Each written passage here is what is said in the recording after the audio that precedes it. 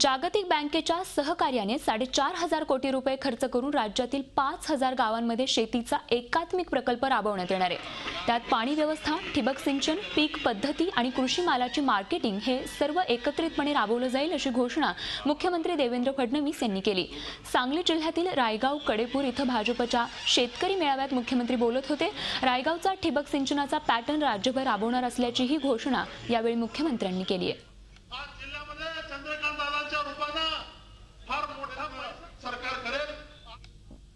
पृथ्वीराज बाबांनी स्वर्गीय Sampatrao Deshmukh drip irrigation ची जी योजना या ठिकाणी आम्हाला दाखवली, खरोखर ते आणि आपण सगळे या ठिकाणी अभिनंदनाचे पात्र आहात।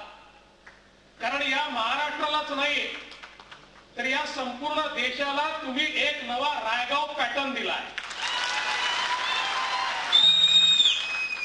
हा ड्रिप इरिगेशनचा जो रायगाव पॅटर्न आहे, हा आता संपूर्ण महाराष्ट्रामध्ये नेण्याचं मी ठरवलंय। झी 24 तास रहा एक पाऊल पुढे।